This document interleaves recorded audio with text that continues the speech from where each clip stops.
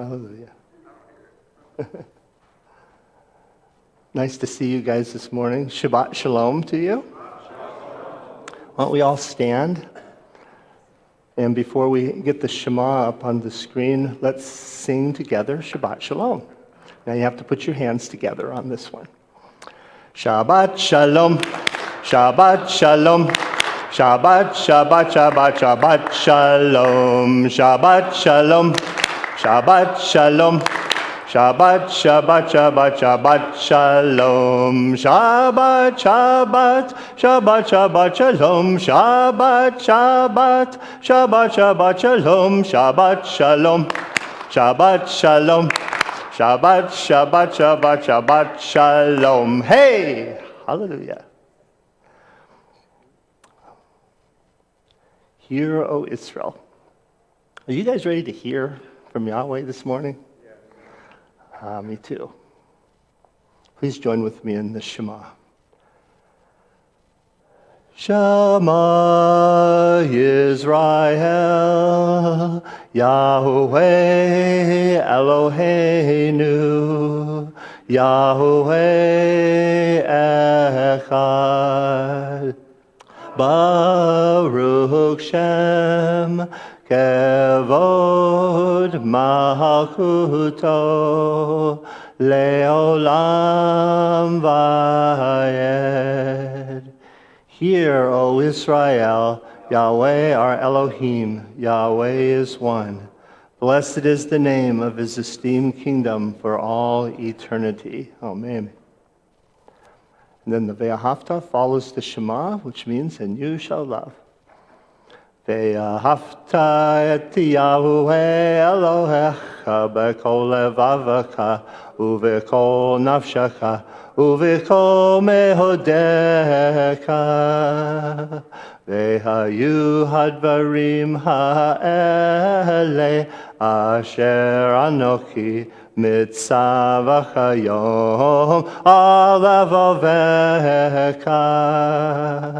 Vishem namtam levanecha v'dibarta bam b'shivtecha b'vetecha u'alektecha v'derek u'v'sharbecha u'v'kumecha u'shartam leota yodecha ve'hayu letafot b'neinecha u'ktavtam u'mazuzot b'hetecha u'visharecha.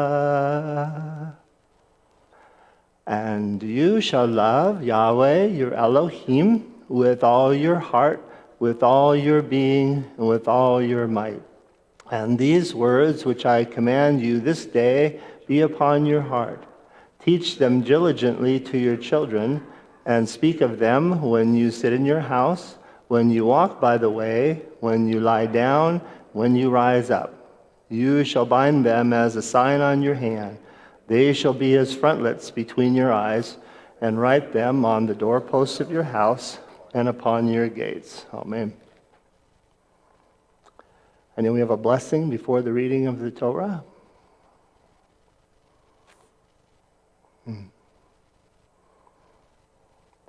Baruch hu et Yahweh hamivorach. Baruch Yahweh hamivorach leolam vayed. Baruch Yahweh hamivorach leolam vayed. Baruch atah Yahweh Eloheinu melech haolam. Asher barakar banu mikol hahamim. V'natan lanu et torato. Baruch atah Yahweh. Baruch Shemo noten ha-Torah. Amen. Bless Yahweh, the Blessed One. Blessed is Yahweh, the Blessed One, for all eternity. Blessed are you, Yahweh, our Elohim, King of the universe, who has chosen us from among all peoples and gave us his Torah. Blessed are you, Yahweh. Bless his name, giver of the Torah. Amen. And please remain standing if you can for the reading of the Torah.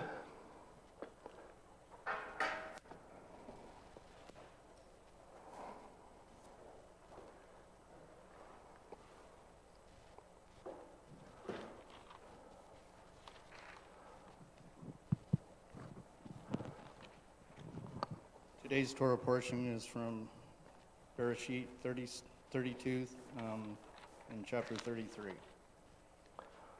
And Jacob went on his way, and the messengers of Elohim met him. And when Jacob saw them, he said, "This is the camp of Elohim," and he called the name of that place Mahanaim. And Jacob sent messengers before him to Esau, his brother, in the land of Seir, the field of Edom. And he commanded them, saying, "Say this to my master Esau, your servant Jacob said this, I have sojourned with Laban and stayed there until now. And I have bulls and donkeys, flocks, and male and female servants. And I have sent to inform my master to find favor in your eyes." So the messengers returned to Jacob, saying, "We came to your brother Esau, and he also is coming to meet you, and 400 men with him." And Jacob was greatly afraid and distressed. So he divided the people that were with him, and the flocks and herds and camels, into 2 groups. And he said, "If Esau comes to the one group and strikes it, then the other group which is left shall escape." And Jacob said, "O Elohim of my father Abraham, and Elohim of my father Yitzhak, Yahweh, who said to me, 'Return to your land and to your relatives, and I do good to you.' I do not deserve the least of all the loving commitment and all the truth which you have shown your servant, for I passed over the Jordan with my staff, and now I have become 2 groups. Deliver me, I pray, from the hand of my brother, from the hand of Esau, for I fear him, lest he come and shall strike me and the mother with the children. For you said, I shall certainly do good to you, and shall make your seed as the seed of the sea, which are too numerous to count." And he spent the night there, and took what came to his hand as a present for Esau his brother, 200 female goats and 20 male goats, 200 ewes and 20 rams, 30 suckling camels with their colts, 40 cows and 10 bulls, 20 female donkeys and 10 foals. And he gave into the hand of his servants every drove by itself, and said to his servants, "Pass over before me, and put some distance between drove and drove."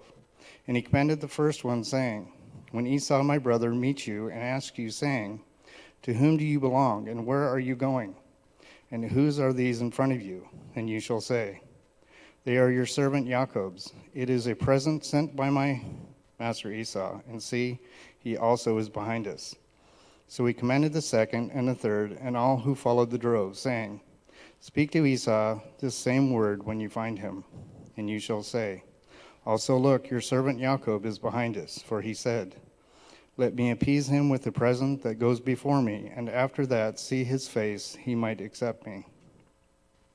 And the present passed over before him, and he himself spent the night in the camp. And he rose up that night and took his 2 wives and his 2 female servants and his 11 sons, and passed over the ford of Jacob.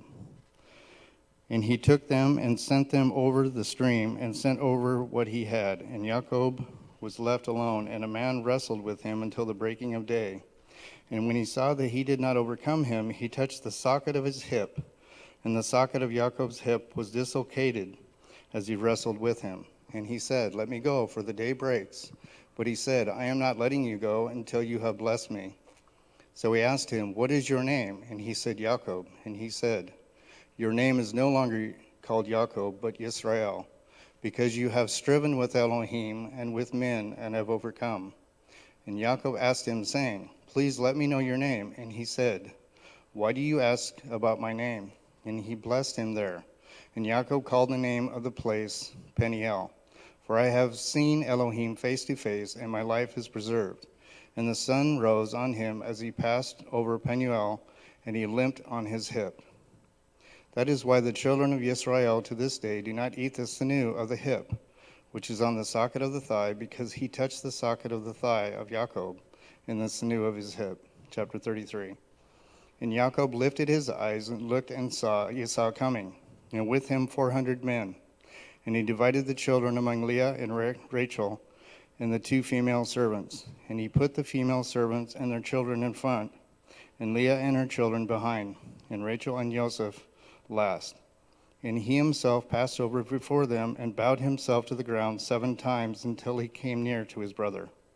And Esau ran to meet him, and embraced him, and fell on his neck, and kissed him, and they wept. And he lifted his eyes, and saw the women and children, and said, Who are these with you? And he said, The children with whom Elohim has favored your servant. Then the female servants came near, and they and their children, and bowed themselves, and Leah also came near with her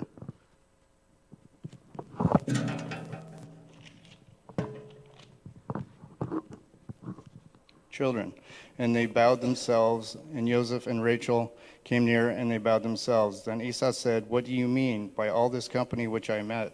And he said, To find favor in the eyes of my master. But Esau said, I have enough, my brother. Let what you have remain yours. And Jacob said, No, please, if I have now found favor in your eyes, then receive my present from my hand, because I have seen your face, like seeing the face of Elohim, and you were pleased with me. Please, take my blessing that is brought to you, because Elohim has favored me, and because I have all I need. And he urged him, and he took it. And he said, Let us depart and go, and let me go before you.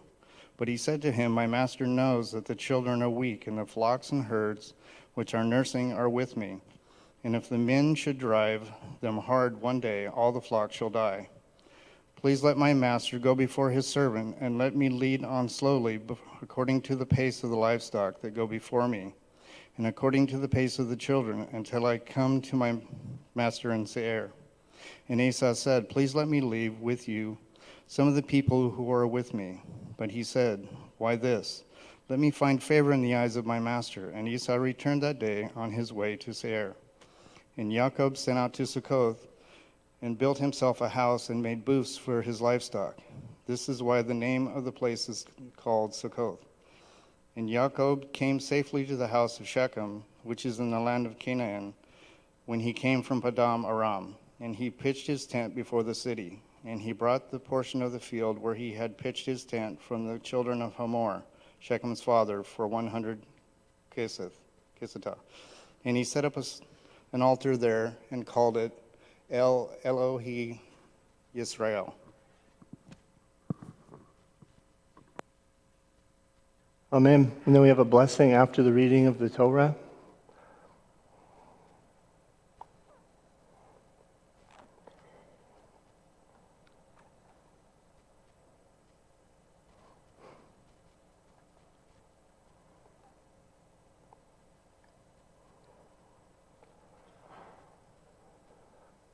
Baruch atah Yahweh Eloheinu melech haolam, asher natan lanu Torat emet, v'kei olam nata betochenu. Baruch atah Yahweh, Baruch Shemo noten haTorah. Amen. Everyone, blessed are you, Yahweh, our Elohim, King of the universe, who has given us the Torah of truth and planted everlasting life within us. Blessed are you, Yahweh. Bless his name, giver of the Torah. Amen. And you may be seated. I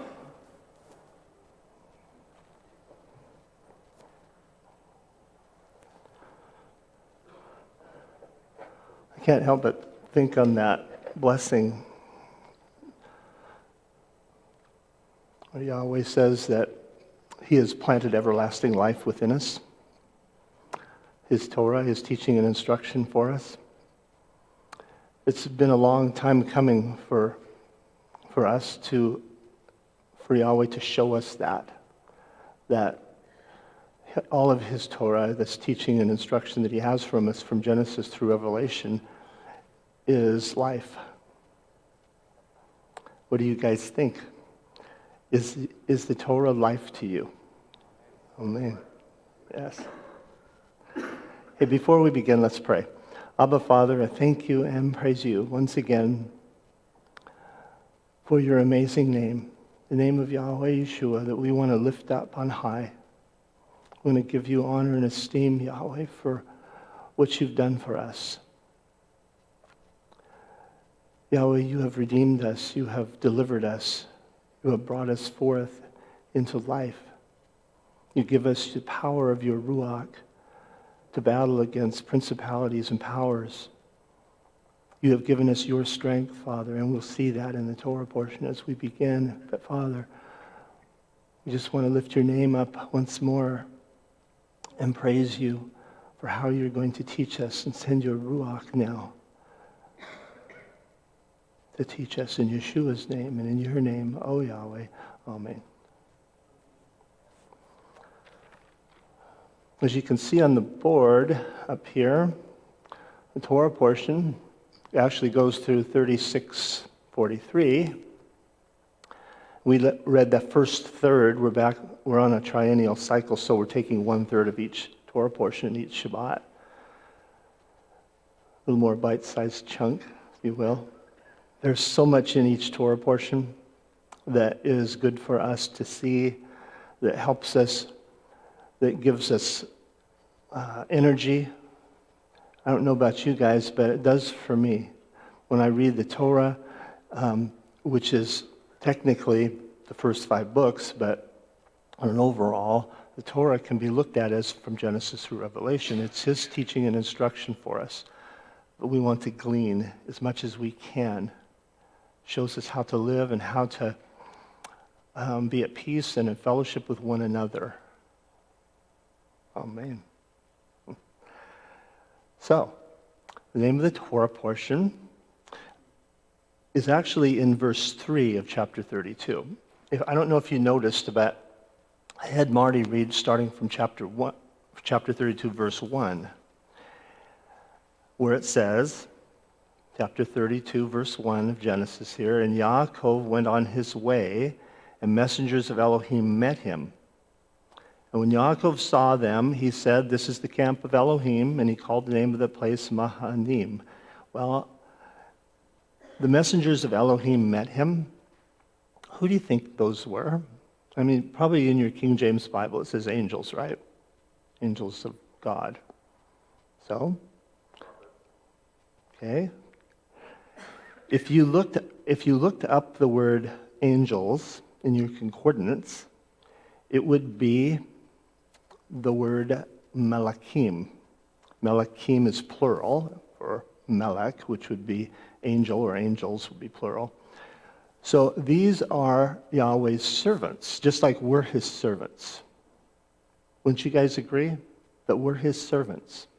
Okay? And so the reason I had Marty read these first couple of verses before the beginning of the Torah portion is because it's a context to the Torah portion, because he's sending messengers. Now, Yaakov then, and look at verse 3, says, and Yaakov sent messengers. The name of the Torah portion comes from this, and he sent. In the Hebrew, if you looked in the Hebrew and translated it straight across to English, the Hebrew would say Vayishlach, which is the name of the Torah portion. Vayishlach, which means and sent, or he sent.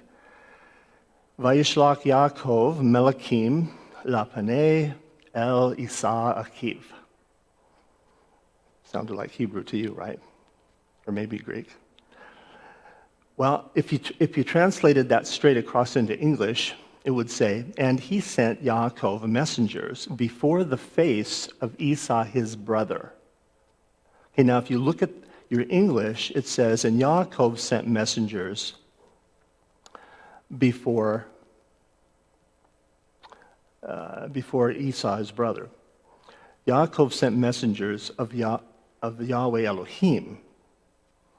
These angelic beings that are Yahweh's servants, we are his servants, and Yaakov is taking these, if you will, the angelic servants of Yahweh that met him, and now he's sending them to his brother Esau with a message. Now, let me ask you guys a question. Why do you think, in verse 1, that messengers of Elohim met him?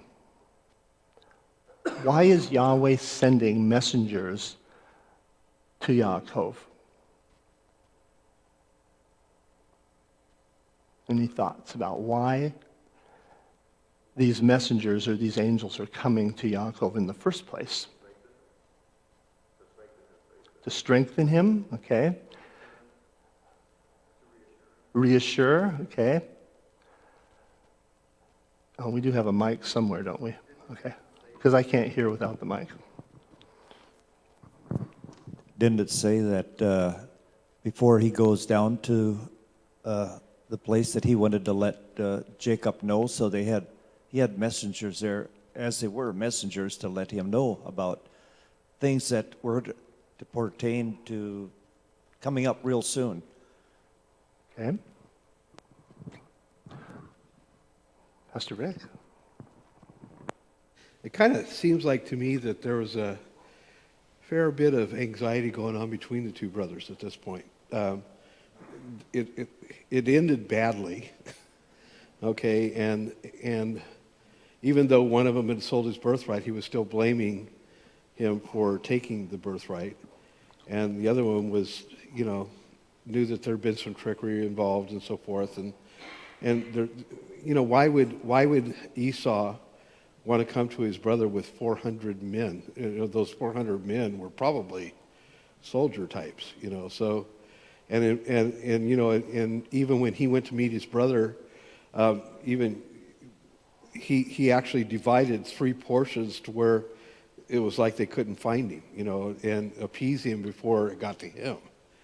So I think that it's easy to stay focused, and this is kind of the way the whole family lived. It's kind of easy to stay focused on the anxiety part, but I think that if we listen to the messengers that come to us from Yahweh to let us know what he's going to do, that's where we find our shalom, not our anxiety. Amen. Good. Anyone else? Any thoughts about this first few verses? In verse 4 and 5, it says, and he commanded them, Yaakov commanded them, saying that these Melachim, say this to my master Esau, your servant Yaakov said this, I have sojourned with Laban and stayed there until now. And I have bulls and donkeys, flocks, and male and female servants, and I have sent to inform my master to find favor in your eyes. So wouldn't you say then that the reason that Yaakov is sending these messengers is so that he can find what? Favor with Esau, his brother. Did it work? Did these messengers achieve this favor? I think so. Okay. A soft answer turns away wrath. Okay. And some people, read that, the 4 dots mean bite marks, and I don't believe that. I believe that he had a change of heart. Maybe he was going to come, but I believe he had a change of heart. I believe Yahweh worked that through the messengers and through Jacob, humble himself before Esau. Mm-hmm. It says in verse 6, when the messengers returned to Yaakov, it says that we came to your brother Esau, and he also is coming to meet you with 400 men with him. Okay, so he's still on his way to meet Yaakov with 400 men. Is it possible that Esau's heart's not totally changed yet? Is that possible? He still has hatred in his heart for Yaakov. He's still coming with 400 men. Now, I guess you could say that the angels changed his heart and got his heart to change, if you will, and that he's just coming with 400 men just to greet Yaakov, a big greeting party. Well, I suppose that's possible, but I don't think so. Mike over here? You gotta raise your hand so I can hear. Well, in the next verse, it says that Jacob was afraid. He was in distress when he heard about this. Okay. So it seems that he was coming with some sort of anger and malicious intent. Okay, so now Yaakov is anxious, he's afraid, he's distressed. He's assuming that Esau is coming to kill him. Right, guys? So whether or not that's true or not, I don't know because I wasn't there. But I can tell you that he is coming with 400 men. That's what the angels told him. Now, another reason I suspect that it's angels of Yahweh that went to him and came back, because I don't think it's physically possible for humans to, as messengers, to go to Esau and get back that distance. But it would be for angels. Go ahead. Esau was pretty angry because of what took place a long time ago where Jacob had deceived him. In other writings in the book of Jasher, it says that the Lord did send angels to Esau, and it frightened him to the point because of his anger to come after him. But at this point, he saw that the Lord was really with Jacob, and so it changed the whole attitude of Esau. Okay? So why would you guys say that Esau has hatred for Yaakov? What did he do in the past that caused him to have hatred, right? Isn't that what you're going to run into when you have experiences with brothers and sisters, or perhaps unbelievers, that an unbeliever could hate you for what reason? For believing? Okay. Why did Esau hate? Jealousy? Okay.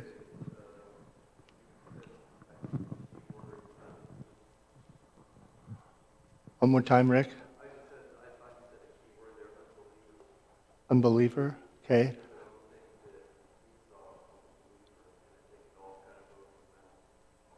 Okay. So our definition of a believer is one that has put their faith and trust in Messiah Yeshua as Yahweh. Okay. Obviously, you're right that Esau is not following Yahweh. He despised his birthright. Isn't that the first thing that happened when they were 15 years old and Yaakov was making a mourner's stew because Abraham had died, which was Esau's place as the firstborn, and he wasn't following Yahweh's ways. Okay, so when we think about that, somebody following Yahweh's ways versus not, how is it that we can take that example that we see in scriptures and say, okay, how does this apply to me? How does it apply to me? Oh, I was thinking that there's also an interesting connection between Cain and Abel. I'm not Cain, because what Cain slayed Abel, therefore was no longer worthy, and he started going in evil, went against Yahuwah, and then Seth, he took his place. He took the blessing that the firstborn was supposed to get because he wasn't following his ways. Yaakov had a heart, a mind that was seeked Yahuwah, while Esau didn't. So, it's the same concept. Well, the firstborn isn't worthy of the blessing, so God has to go to the secondborn who's worthy of the blessing. Okay, good. Pastor Rick. I think we've seen this throughout the whole family, where Yahweh's told them that he's going to do something, and they kind of step in the way and do something to make it happen.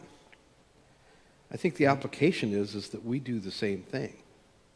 Instead of waiting on his plan, what we do is we say, okay, yeah, and I'm really bad at this, okay? I see where you're going. I got it. I'm good, right? And off you go. And when you get plummeled out there, you go, where were you, Yahweh? And he was saying, I was right here. It wasn't time yet, by the way, for you to do that. I'm going to do this. And we see that the battles that have ensued because of the flesh that was involved. And I think that's we see some of the effects of it with of course Abraham and Sarah. We see the effects of it all the way through, and actually we're seeing some of the effects of that today, as well as we look at world goings on. How Yahweh was going to do it, oftentimes we don't understand. We think that there's only one way he could do it, that's through us. And so we could have had that going on, and the application with that is, do I do that today myself? Someone else? Yeah, it makes me think that it's like anti-Semitic things today and the attitudes that people have. Esau had to be very angry at himself because I think he knew that he blew it really bad, but yet it was Jacob that he could direct his anger because he was the one that deceived him. He wasn't taking things seriously with his birthright. And that's just a thought I had. And I just see that kind of being something similar with anti-Semitism today. You can look at the Jews or Christians even and say, well, they're probably doing the right thing, but I don't, I'm not there and I don't want to do it. And it makes you angry because you're not doing what where you should be. I don't know if I'm making any sense. Okay. Someone else? Turn back to Genesis chapter 25.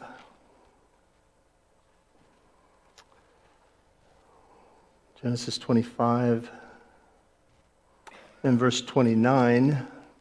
This is where Yaakov's cooking this stew, lentil stew. It's a mourner's stew because Abraham had died, and he's taking on firstborn responsibilities because Esau's not doing it. Esau comes in from the field. He's weary. Esau says to Yaakov, please feed me with that same red stew, for I am weary. That is why his name's called Edom. And Yaakov said, sell me your birthright today. Esau said, look, I'm going to die, so why should I have a birthright? He's going to die? I don't think so. He says, I'm going to die. What's this birthright to me? Then Yaakov said, swear to me today. And he swore to him and sold his birthright to Yaakov. And Yaakov then gave Esau bread and stew of lentils. And he ate and drank and rose up and left. And Esau despised his birthright. Okay, then when you get over to, turn over to chapter 27. Chapter 27, verse 41. Esau hated Yaakov because of the blessing with which his father blessed him, and Esau said in his heart, the days of mourning for my father draw near, will probably be Shem, then I'm going to kill my brother Yaakov. He's supposed to be mourning for Shem that died, and now he's got murder in his heart while he's supposedly mourning for his father who died. I guess I see a heart of unrepentance. I don't think that this man, I think that this man's going to hold on to that hate that he has for Yaakov because his heart is reprobate. What do you guys think? I think so. Not necessarily. This is 21 years later. Esau has established himself. He obviously is a man of wealth and means. He has 400 men traveling with him, which we got to understand. You didn't travel by yourself in those days. That was very dangerous. But I think you have to make a presumption that Esau still wants to kill him. Just experience in life that I know people are so angry, with me or someone else, and time heals that, and Yahweh heals that. I think this is a thing. This whole story is about faith in Jacob, and he was afraid of Esau, and he was obviously. I would be afraid too that he still wanted to kill him. But I think he finds out later. And then Esau tells him he'll leave him men because it's to protect him on his journey. And Jacob refuses that because I think after this incident, Jacob has faith in Yahweh to protect him, and he don't think he needs that protection anymore. I think this is a lesson and a builder of faith. I think that Esau was just a very self-centered person. Even at the time he's supposed to be mourning, he's thinking about himself, and he's thinking about his hatred, and it's payback time now. He's going to be able to get his digs in, and it was just all about him. His heart was not where it should be. Okay. I'm wondering if Esau's words were not prophetic for his own demise, his own nation. I'm going to Obadiah, and this is a vision of Obadiah. Here is what Elohim, Yahweh, says about Edom. And then I'm going to jump down to verse 15. For the day of Yahweh is near for all nations. As you did, it will be done to you. Your dealings will come back on your own head. And jumping to 17, but on Mount Zion there will be a holy remnant who will escape. The house of Yaakov will repossess their rightful inheritance. The house of Yaakov will be a fire, and the house of Joseph a flame, setting aflame and consuming the stubble, which is the house of Esau. None of the house of Esau will remain, for Yahweh has spoken. Amen. Right here. Possibly this is an application of wise as serpents as harmless as doves. Jacob could have sent 500-man army ahead of him to possibly fight with Esau and his 400 men. That's entirely possible.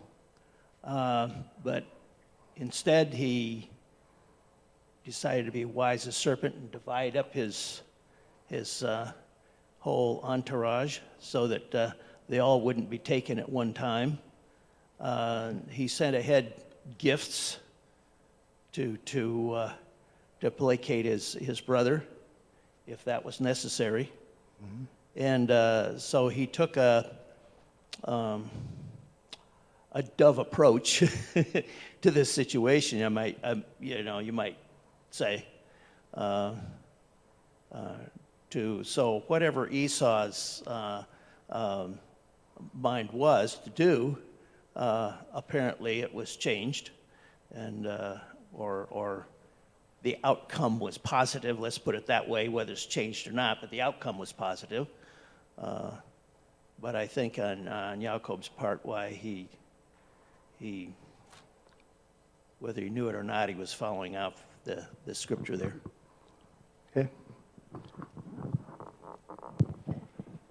I think it's also a perfect example of, talking about if you hate your brother, you have already killed him. And Esau wasn't forgiving him, and he wanted to kill him. Proof, a physical evidence of that man, when they don't forgive, can lead to murder. And also, I think that the reason Jacob didn't do it because he was trying to be tricky. I think he was doing it because he was trying to keep Torah. He was trying to not hate his brother, and he was trying to forgive him. And if you battle with him, you're not really forgiving him. He was trying to be at his mercy, humble himself, be at his mercy, and ask him for forgiveness. And even though, because they both needed forgiveness, Jacob was ready for the forgiveness. He had spiritually matured, while Esau hadn't yet fully matured. And I've personally seen that sometimes, you have something against somebody, and you have a grudge against them. It's a family member. And you just want to just stay so angry at them. But as soon as you see their face, you're like, I feel the love. I feel the love. I want to forgive them, but I don't want to forgive them. I think that's what Esau was feeling. He wanted to, but then he's like, but I can't. I love him. He's my brother. Talking about Jacob? What Jacob was feeling? What? Or Esau was feeling? Esau. I think Esau wanted to, but he couldn't because he was, feeling that love and he feeling the forgiveness, but he was trying not to. It's that battle of grudges there, between brothers. And it also says, it talks about if you have this with your brother, and you go to the altar, leave your gift at the altar, and then go make up with your brother. It's the same thing. This is about brothers trying to make up. And I think it's a conflict. It shows it's not always easy to forgive, but we have to have faith, that people can change, and that if they don't change, then it's not our choice. Okay. Pastor Rick. I found it kind of Just- interesting just that a whenever... sec. Pastor Rick first. I just got 3 questions, okay? What is this birthright? Why is it so important? Okay? And were there others that lost the birthright? And why did they lose the birthright? I think that the key is right there. Because it's obvious that others had lost birthright because of character. Esau lost his birthright because of character. Now, I got to tell you something. Was Esau capable of becoming rich? Absolutely. He made it on his own. He took off from the family, made it on his own. But you know what? It goes right back to, it was all about him. Because the birthright is about carrying on the line. You see what it's about, carrying on the line. So it's actually protecting Israel and what Yahweh was doing with Israel. Okay. I just found it quite interesting that whenever he sends the messengers, he calls himself Esau's servant, and he says to Esau, my master. And he's humbling himself, showing that he's elevating Esau over himself. He's preferring his brother over himself, giving him all of these gifts and trying to make peace with him and showing that there's no need for it, that he's humbling. Very good. Very good. Someone else. Don.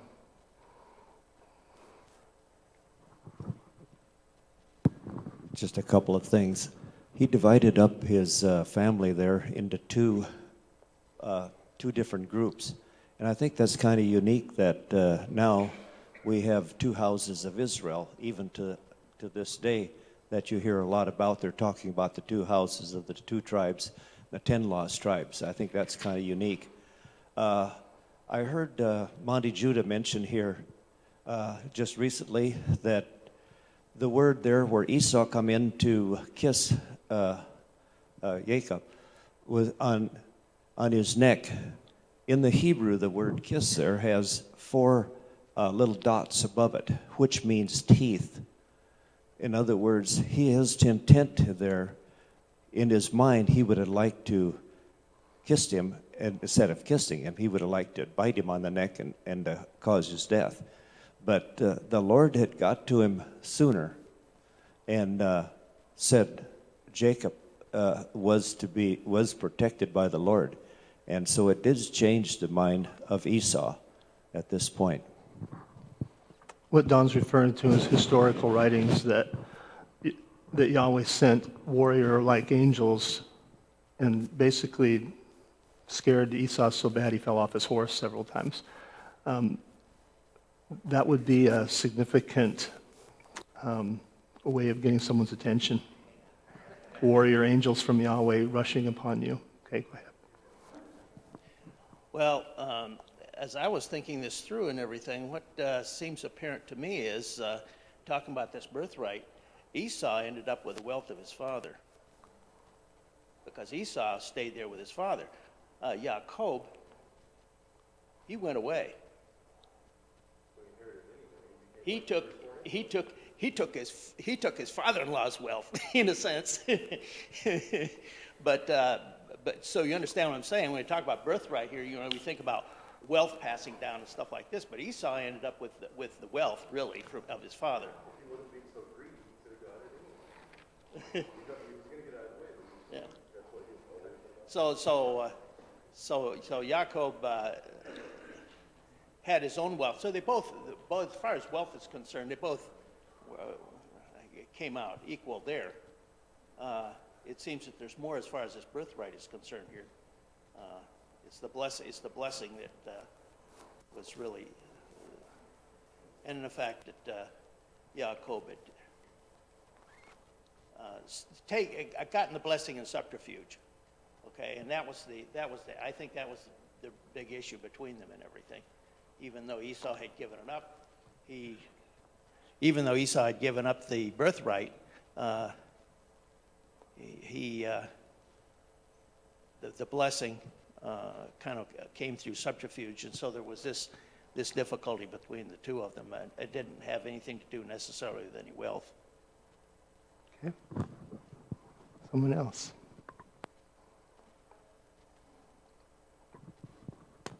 Question, but I think I know the answer. Did we discuss what the purpose of the birthright is with a double portion? Did you talk about that? We haven't talked about that yet. Okay. Yeah, there's huge amounts with the birthright.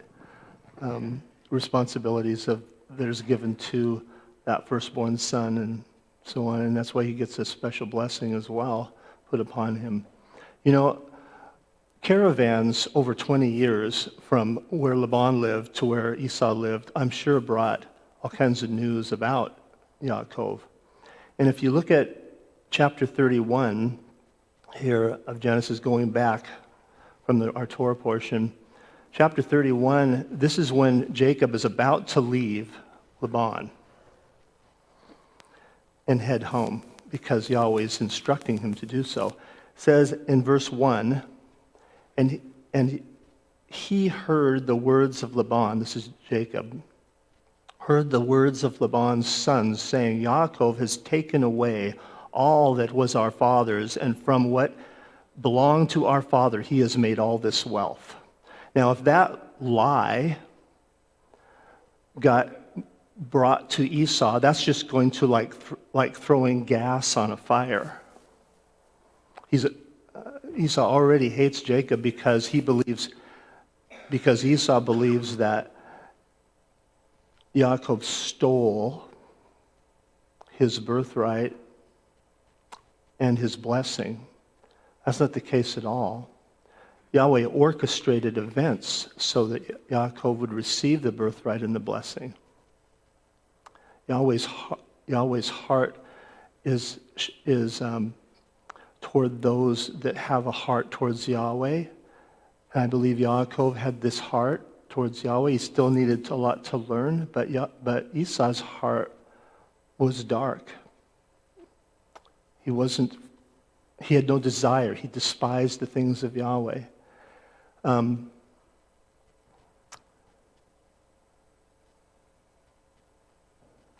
Any thoughts so far that you want to share before I share some other things with you? Okay. Hey, just a second, Rick. I need a mic over here. It's for me too, because I can't hear real well. Thanks. So is the birthright a thing that man has come up with? That Yahweh doesn't look at that? Because there's at least 3 other parts in Scripture where it says that the other, sibling is the one who got the birthright. So is that something that man came up with? Or is it something that Yahweh came up with? Or does Yahweh look at the actual person? That's why he's given them the blessings? That's a very good question. And I believe you go through all of Scripture, it's not a tradition of a man, it's something that Yahweh established. So, Pastor Rick. Something really cool that Yahweh established. Because if you look at the line of Yeshua, Yeshua has both the scepter and the firstborn blessing. Okay, so he's actually, this is all a picture of him as it comes together. He is the one that carried on the line. He's the one that protected Israel. He's the one that bought Israel back. And so, and he's the one with the character to carry on the line. So it's all a picture of him. And if you look at I used to think all that genealogy stuff was just so boring. Okay, so-and-so begat so-and-so, so-and-so begat this, and so. But when I discovered that Yeshua carried both lines, and then you think about that, beyond that, and when it talks about how the 2 sticks, become one in his hand. there he is. There's the two houses being brought together in Yeshua. So it's amazing. It's actually exciting when you discover these things. So the character counts huge on this whole deal. He's the one that's taking care of Israel. Well, we get caught up on this birthright, getting the double portion. That wasn't, the double portion of wealth wasn't what Esau despised. The birthright is, and why they got the double portion was they were the priest. The first one was the priest to carry on the worship of Yahweh. That's what the birthright was all about. It wasn't about getting more wealth. You got that in order that you could carry on the family line, the genealogies up to Yeshua. That's what the birthright was about. That's what Esau despised. He was a man of war. He didn't want to study Torah and pass that on. He wanted to get wealth and fame. Okay. Proud of you guys today. You're really chatty. Oh yeah, and the reason that he said, do you only have one blessing? He didn't mean just blessing. He meant the blessing of the birthright. There's only one blessing of the birthright because you only have one that's getting that blessing for being the next in line. But that thing is also spiritual too, for the fact that he's, being like you're saying, he's being established as the leader of the household, continuing it and being blessed by Yahuwah.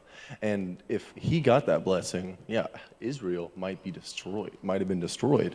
They would have rose up and they would have overpowered us and destroyed us. So we had to have equal wealth.